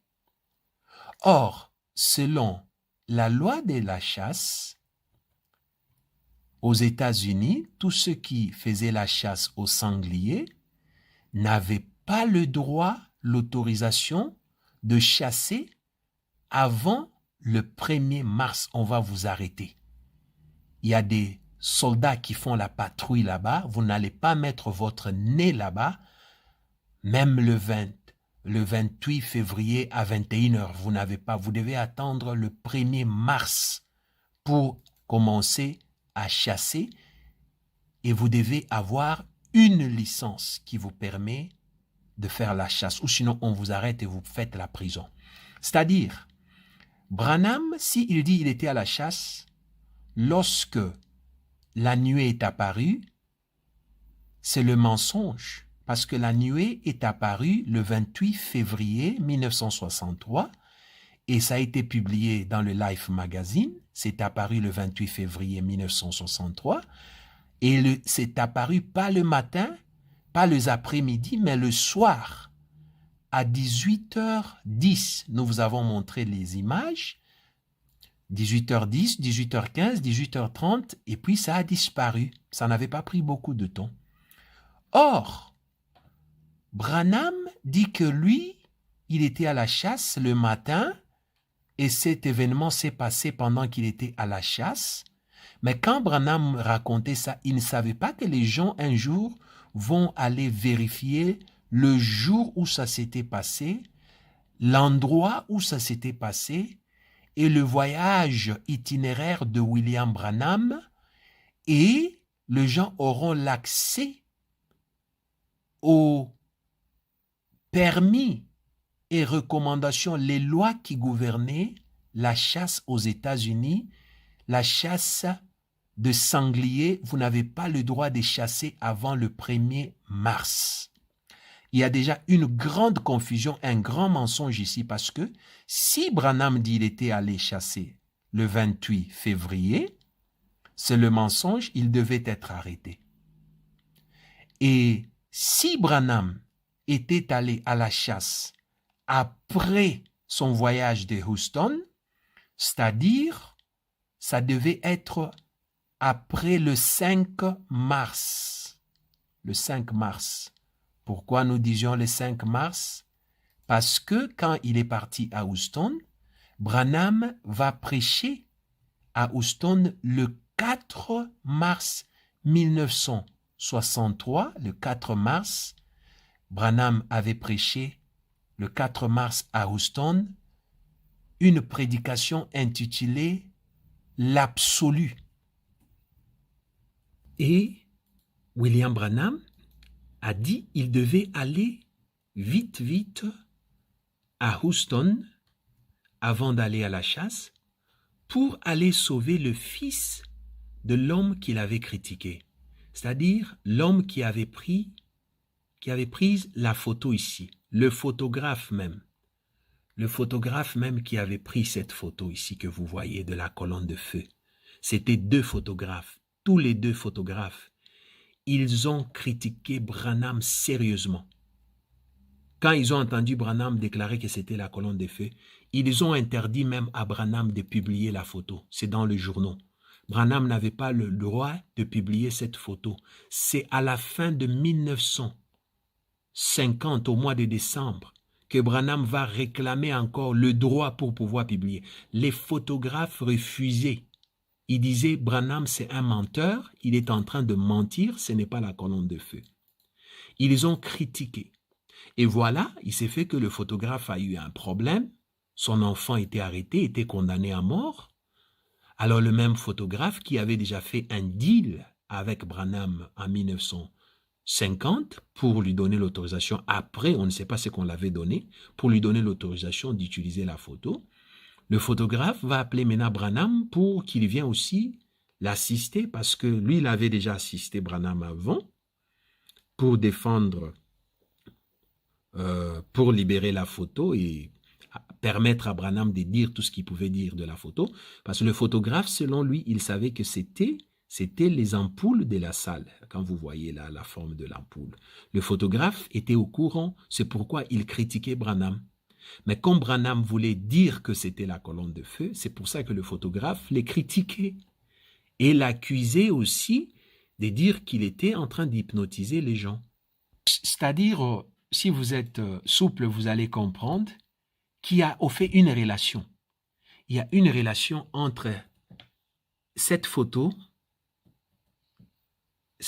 ici, que le message utilise, et la première photo que James Harris avait pris et Theodore Kipperman. Ils ont le même lien. Et ce lien-là, c'est soutenu par William Branham lui-même. Allez voir ce qui se passe. Avant que nous continuions, William Branham, lorsqu'on l'a demandé où est-ce qu'il était lorsque le nuage était apparu, Branham dit il était exactement en dessous du nuage et ils étaient sur la montagne qu'on appelle Rattlesnake Mesa. C'est cette montagne ici. Et les gens du message vont appeler cet endroit Sunset Mountain. Pour dire c'est là où le prophète avait fait l'expérimentation avec les anges. Et puis, Branham va changer encore lorsqu'il va se rendre compte que l'endroit qu'il avait donné pour dire c'est là où il était quand le nuage était apparu, c'était complètement le contraire de l'endroit où l'image était apparue, selon les scientistes et le Life Magazine. Parce que c'était à 320 km de l'endroit où le nuage réel était. Donc c'était le mensonge. Il devait se corriger pour changer encore de nom de l'endroit où il s'était. C'est pour ça que Branham, vous le retrouvez en train de dire dans un message, oh, il était à Rattlesnake. Dans un autre, il dit, oh, il était à Prescott. Il va maintenant commencer à changer pour copier ce que Life Magazine disait. Évoluons. Vous avez même des fidèles du message qui partent en pèlerinage sur cette montagne de Rattlesnake qu'ils appellent Sunset Mountain, croyant que c'est là où le nuage des anges était descendu, parce que c'est ça que Branham avait dit la première fois. Et jusqu'aujourd'hui, ils s'y rendent dans cet endroit-là parce que c'est un endroit spirituel. Or, en réalité, ils n'ont pas vérifié même le message de Branham. Lui-même, il a changé après dans d'autres prédications parce que il a découvert que cet endroit-là était très loin de l'endroit où le nuage était apparu. Vous avez vu, au début du message, nous vous avions montré Branham qui a dit dans un autre endroit qu'il était à la frontière de Texas lorsque ça s'était passé. C'est-à-dire, c'est le mensonge. Il commença à changer des endroits pour pouvoir essayer de mélanger le mensonge avec la vérité. Lorsque on va publier cette image dans le Life Magazine, ils vont dire, voilà, l'image était exactement à 18h10 au-dessus de Prescott. C'est là où l'image était apparue pour la première fois. Et William Branham aura l'opportunité de lire ce livre au mois de mai. Or, avant le mois de mai, Branham disait qu'il était à la frontière de Mexique lorsque cela était arrivé. N'oubliez pas, c'était le 28 février. Le 28 février, Branham n'avait pas le droit de chasser. Et Branham donnait une autre location, un autre endroit de là où il était pendant que l'image était apparue. Mais lorsque le Life Magazine va publier avec les scientistes pour dire où exactement cette image était apparue, c'était à Prescott, William Branham va changer dans son message après pour dire « Oh non, il était à Prescott ». 320 km de différence de premier endroit où Branham avait dit il était allé à la chasse. Pourquoi? Si c'était la vérité, Branham ne devait pas changer deux endroits du jour au lendemain juste pour essayer de convaincre les gens que cette image était spirituellement connectée avec ces anges. Aujourd'hui, il y a beaucoup de pasteurs branhamistes qui ont déjà réalisé que William Branham avait menti. William Branham n'était pas là lorsque cette image était arrivée, ces nuages. Beaucoup de pasteurs, lorsqu'ils ont suivi ces documentaires et d'autres documentaires, ils ont déjà compris que Branham avait menti. Il n'était pas à Tucson. Ce jour-là, il était au Texas. Il était à Houston. Et regardez, l'endroit où Branham avait dit, la distance avec la frontière de Mexique, vous êtes là, dans la frontière de Mexique, Sunset Mountain, où les branhamistes parlent en mémoire de l'endroit où, soi-disant, c'est là où il y avait ce nuage qui était apparu. Et regardez la distance avec l'autre côté, c'était une distance de 320 km qu'on vous donne. C'est le mensonge, absolument le mensonge. Et après, Branham va commencer à changer dans ses prédications pour donner ce nom-là après avoir lu ça dans le magazine. Mais avant, il donnait un autre nom qui le contredisait à 100%. Et même lorsque vous regardez la distance en voiture, c'était une très grande distance. C'est une distance de 5 heures de voyage par voiture. Alors, c'est pratiquement impossible. Et selon les images que Life Magazine avait publiées, vous voyez, ce n'est pas une pyramide. Branham dit les anges montaient en forme de pyramide.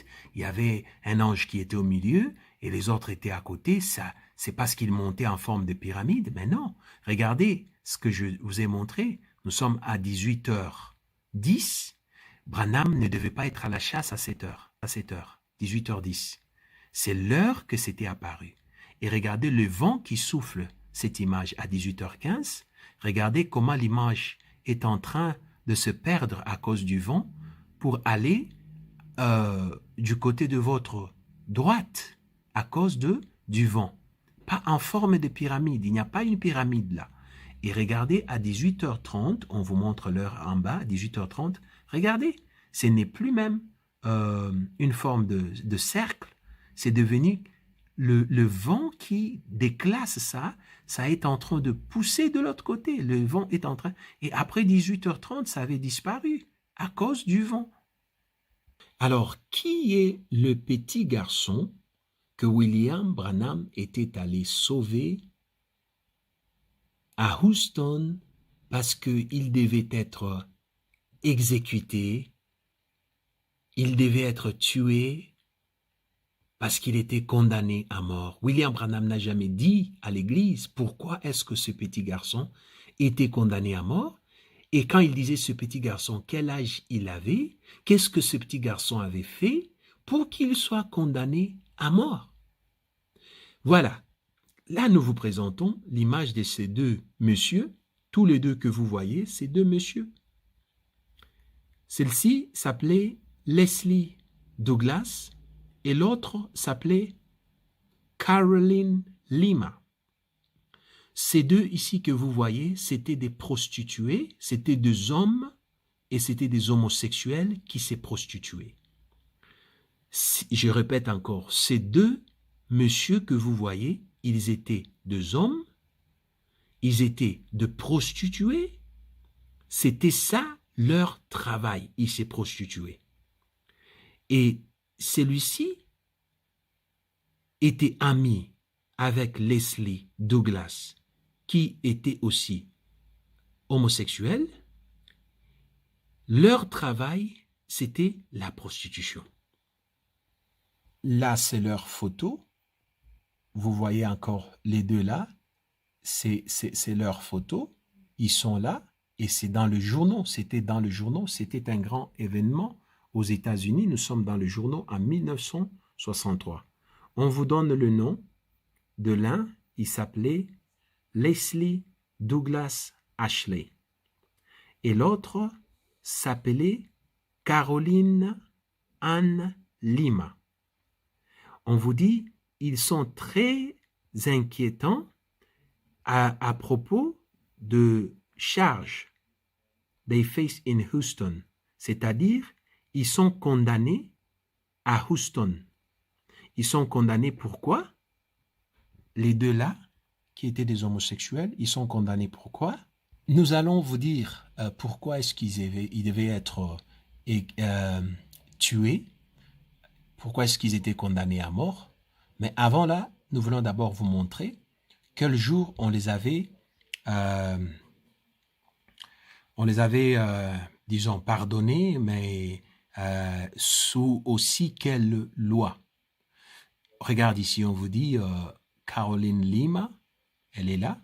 Il est là, je devrais dire, parce que c'était un homme, c'était deux hommes, mais deux homosexuels. Ils étaient aussi transsexuels. Caroline Lima. Et on vous dit Wesley Douglas, Ashley. Il dit just 4 hours and 10 minutes before they were to die for sex slaying, they gave their pair at least 2 more weeks of life strengthening. Il parle, ici je vais vous expliquer ce qu'il a dit. Il dit, le monsieur ici qu'on appelait Caroline Lima et Leslie Douglas. Douglas là, vous vous rappelez, c'est Douglas Studio qui avait pris la photo de William Branham en 1950. La photo que vous voyez de la colonne de feu. C'est le studio qu'on appelait Douglas Studio. Douglas Studio était dirigé par 2 personnes. Il y avait Theodore Kipperman et James Harris. Tous les deux travaillaient ensemble.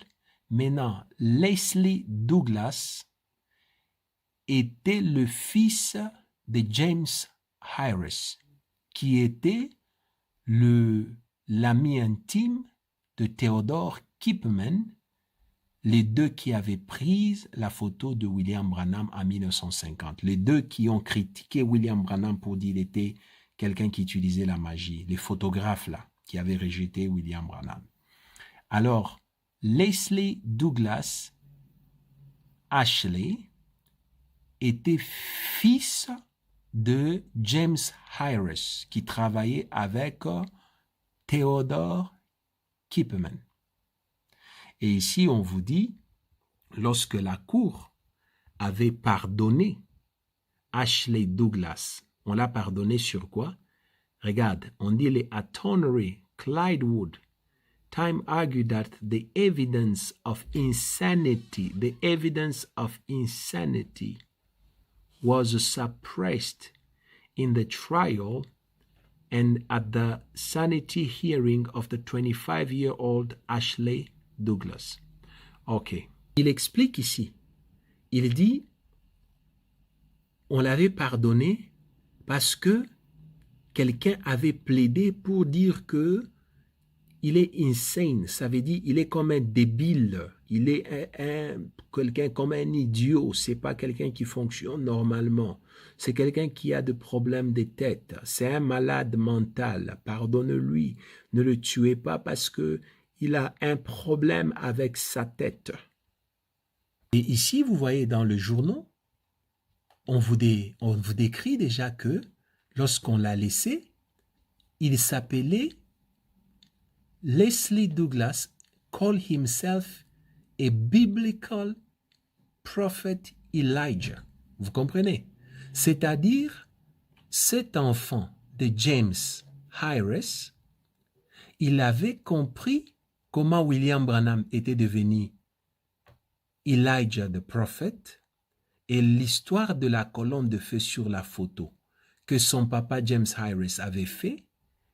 Son père l'avait expliqué comment William Branham est devenu populaire avec cette photo. Lorsque ce garçon sera libéré de la prison, il a commencé à s'appeler aussi le prophète. Il disait aux gens aussi qu'il était le prophète Élie de la Bible. Tout d'abord, il est très très important que vous compreniez une chose. Leslie Ashley Douglas et Caroline Lima, ils étaient arrêtés à Houston. Et lorsqu'ils étaient arrêtés, qu'est-ce qui se passe?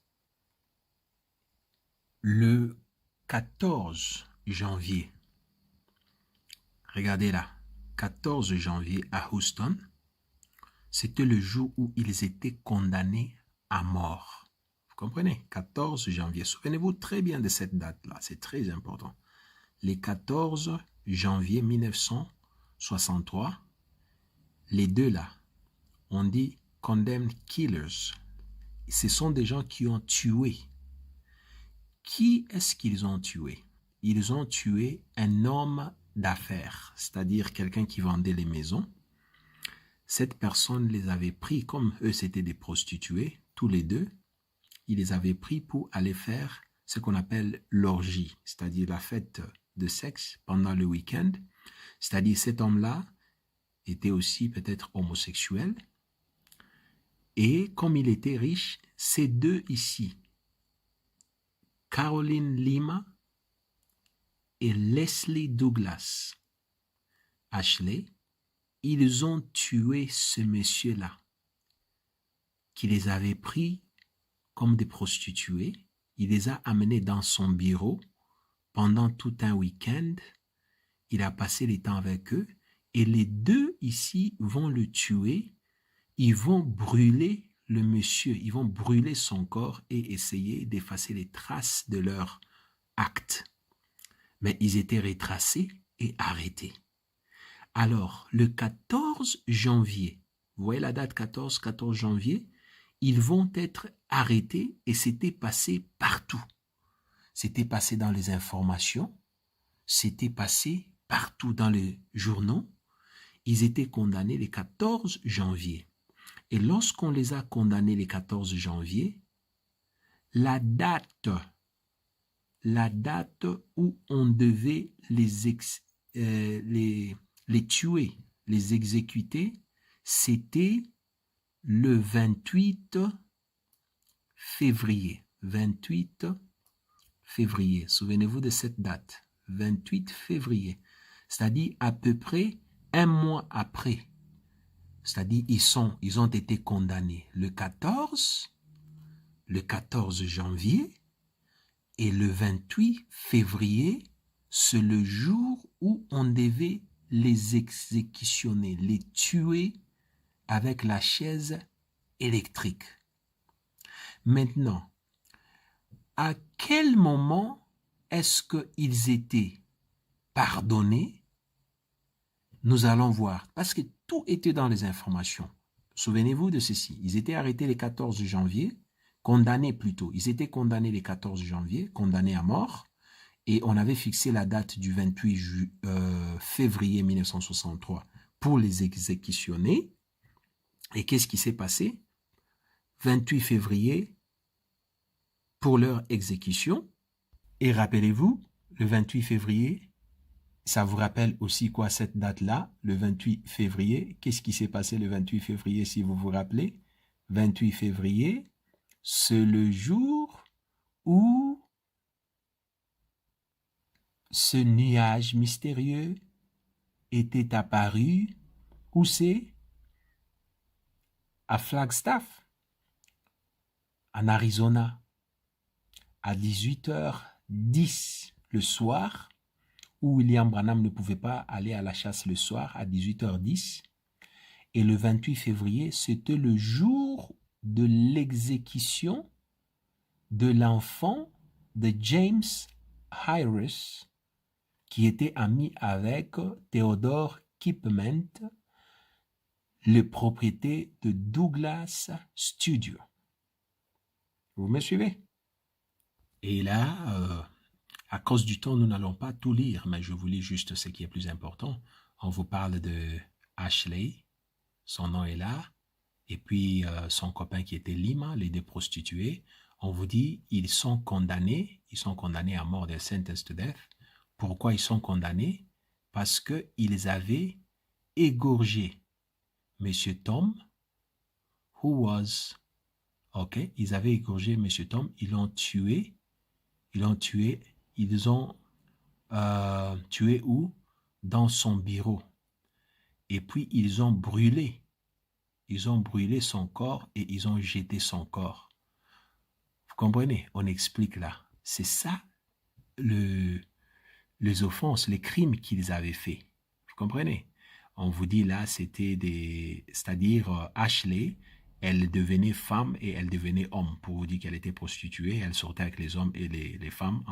Donc il n'y avait pas de de barrières. C'était des homosexuels, des prostituées. Ils avaient tué M. Tom, qui était un businessman. Il était tué.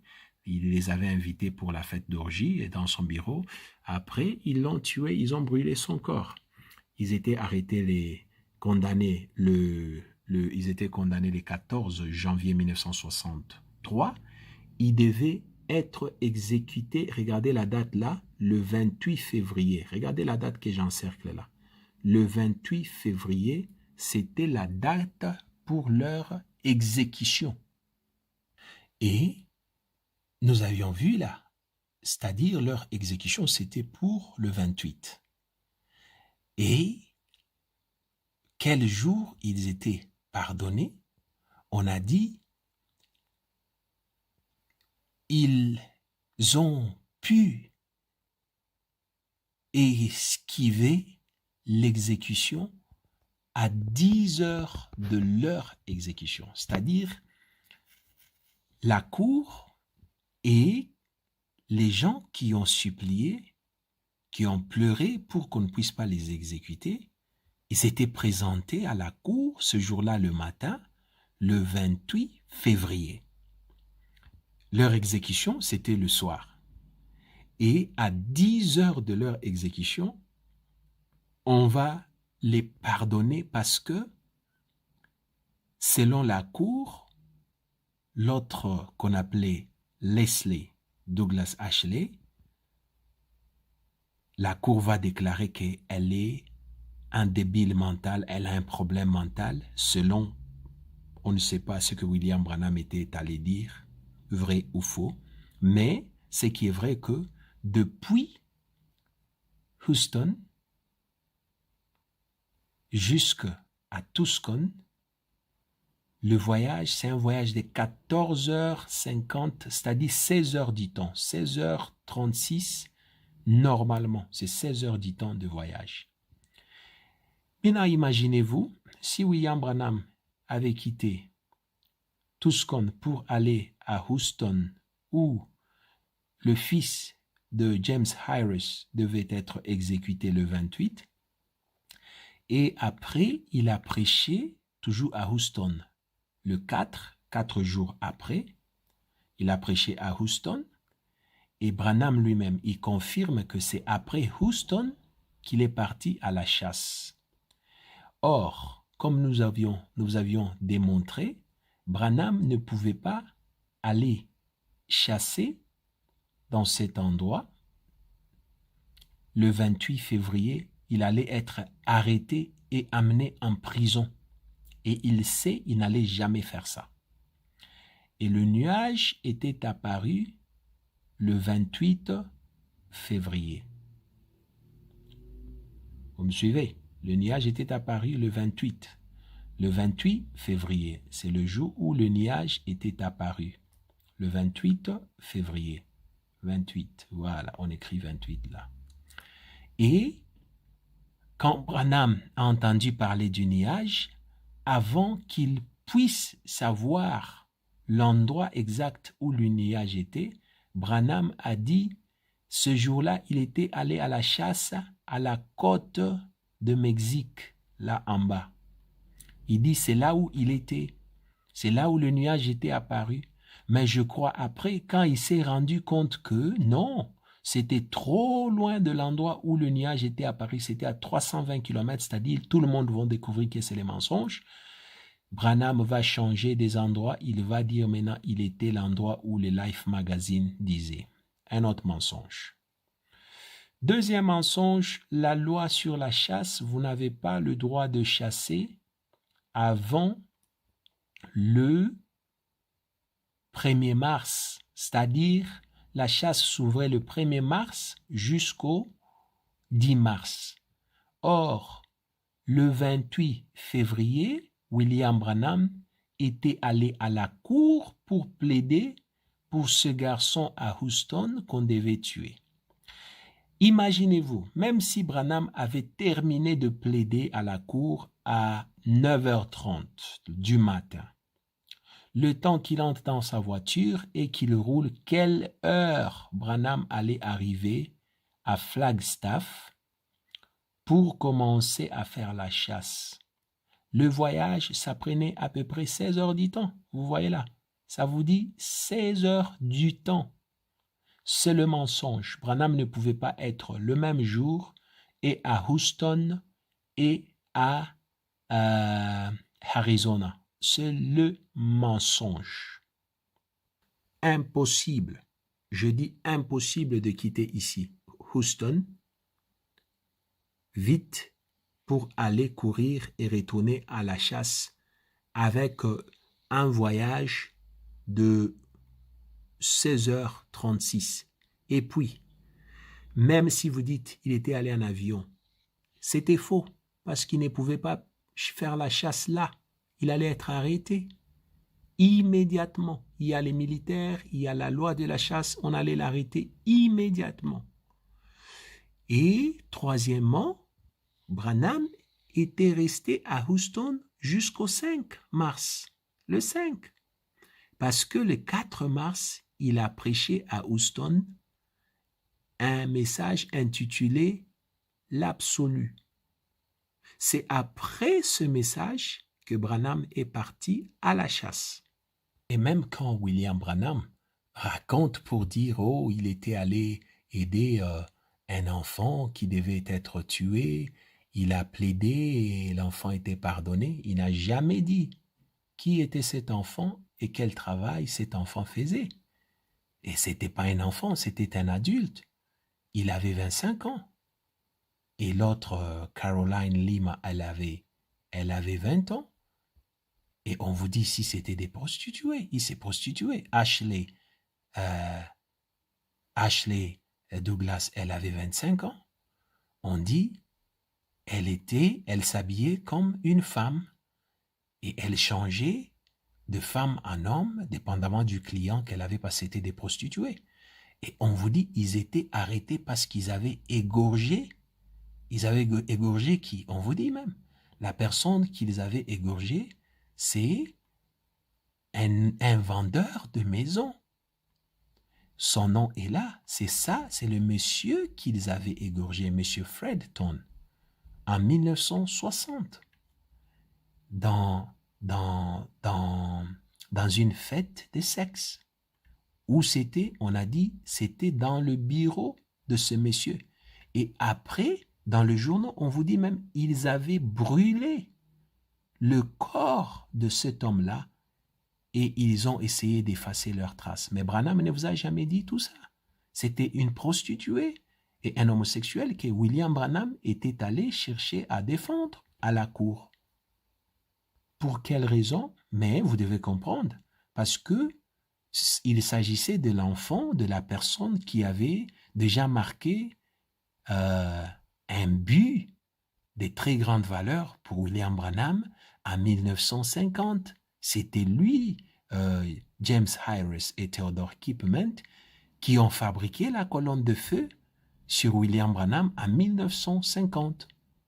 C'est pourquoi Branham s'était senti obligé de rouler aussi pendant 16 heures du temps pour aller soutenir James Harris parce que c'était comme une forme de dette morale. Donc, c'était là l'homosexuel. Vous voyez, on écrit ici. Ils sont là. C'était eux, les prostituées que William Branham était allé plaider. C'était des homosexuels. C'était des prostituées. C'était ça le travail qu'ils faisaient. Regardez, lorsqu'ils étaient arrêtés, ils sont là. Ils sont là et il est là en prison. Il est là, voilà. Donc c'était un homme, en même temps il était une femme. Et c'était le travail qu'il faisait. Et William Branham, avant même d'aller plaider pour lui, Branham connaissait parce que son père l'avait expliqué, le papa, voilà. Et c'est le monsieur qu'on avait tué. C'est le monsieur qui a été tué par les deux prostituées. Vous voyez son nom là-bas? Là. On vous écrit, regardez ce qu'on a écrit là. On vous dit, son nom c'était Fred Ton. The man Leslie and Caroline shot and burned. Vous voyez? C'est-à-dire, c'était l'homme que les deux prostituées avaient tué. Et ici, on vous montre l'avenue sur laquelle ils habitaient, là où les événements s'étaient passés. Donc, c'est triste. Et elle est là, Leslie, le monsieur en question, en 1992. Elle est toujours homme-femme, elle est toujours homosexuelle. Vous voyez son habillement. Elle est là, c'est en 1992. Regardez là, 1992. Leslie est là et elle continue toujours dans son identité en tant que homosexuelle. Et elle est là. Voilà. C'est le petit garçon que William Branham était allé sauver. Aujourd'hui, elle est dans le gouvernement américain. Elle travaille et elle a gardé toujours sa nature de femme, mais c'est un homme. Voilà, c'est elle que William Branham était allé sauver. Plaider pour ce jour-là à la cour pour dire qu'elle n'était pas normale, elle avait un problème de tête. Ne venez pas nous dire que Frère Branham a dit, et entre-temps, nous ne trouvons pas cela dans la Bible. C'est grave. Parce que si vous nous racontez des choses que la Bible ne dit pas, et vous le mettez sur le compte de Frère Branham, vous faites de Frère Branham un faux prophète. Parce qu'un prophète de Dieu doit nous dire ce que Dieu a dit. Et si ce qu'il dit sort de la parole, ce n'est plus Dieu qui parle, c'est lui-même. Vous comprenez? C'est le diable qui parle. Et si ce qu'il dit sort de la parole, ce n'est plus Dieu qui parle, c'est lui-même. Vous comprenez? C'est le diable qui parle, c'est lui-même. Vous comprenez? C'est le diable qui parle, c'est le diable qui parle, c'est le diable qui parle. Ici, nous sommes à la fin. Abonnez-vous, commentez et mettez le pouce bleu pour soutenir la vidéo et Dieu vous bénira. Merci.